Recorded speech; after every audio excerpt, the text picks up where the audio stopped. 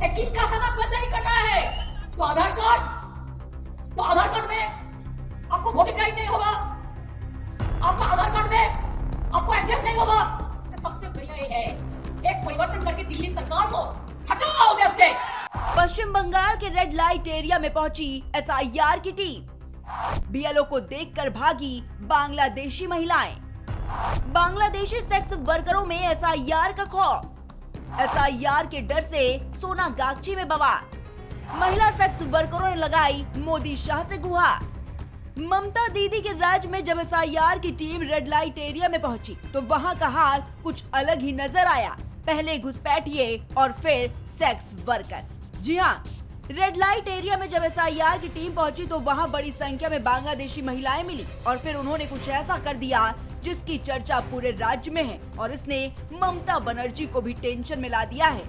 पश्चिम बंगाल में लगातार एसआईआर को लेकर विरोध देखा जा रहा है, जहां एक तरफ ममता दीदी एसआईआर को लेकर मोदी और शाह को खुला चैलेंज करती नजर आ रही हैं, तो वहीं दूसरी ओर इलेक्शन कमीशन का ये कहना है कि कोई कुछ भी कर ले एसआईआर तो होकर ही रहेगा। लेकिन पश्चिम बंगाल में एसआईआर का सबसे बड़ा असर घुसपैठियों पर पड़ता नजर आया है और अब सेक्स वर्कर्स पर। एसआईआर की वजह से भारत बांग्लादेश सीमा पर सैकड़ों बांग्लादेशी नागरिक बिना कागजात के अपने देश लौटने लगे हैं। दरअसल मुख्यमंत्री ममता बनर्जी ने एसआईआर को लेकर बीजेपी और चुनाव आयोग को साजिश बताया है, जिसमें उनका आरोप है कि एसआईआर के बहाने लाखों वैध बंगाली वोटरों के नाम काटे जा रहे हैं, जिसमें दूसरी तरफ बीजेपी का ये कहना है कि अवैध बांग्लादेशी घुसपैठियों के नाम वोटर लिस्ट में डाले गए थे, अब वे डर के मारे भाग रहे हैं।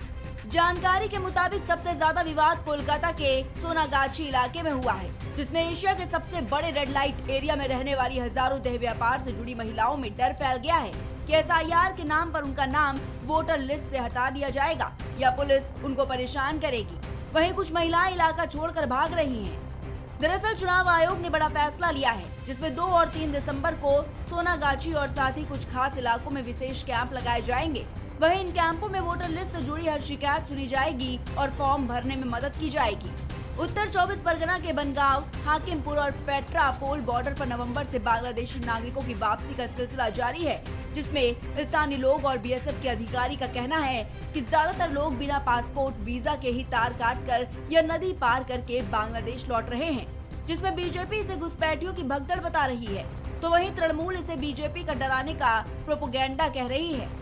चुनाव आयोग का ये कहना है कि एसआईआर पूरे देश में चल रहा है और इसका मकसद केवल मतदाता सूची को साफ सुथरा करना है, जिसमें पश्चिम बंगाल में पहला चरण 4 दिसंबर तक चलेगा और ड्राफ्ट वोटर लिस्ट 9 दिसंबर को आएगी।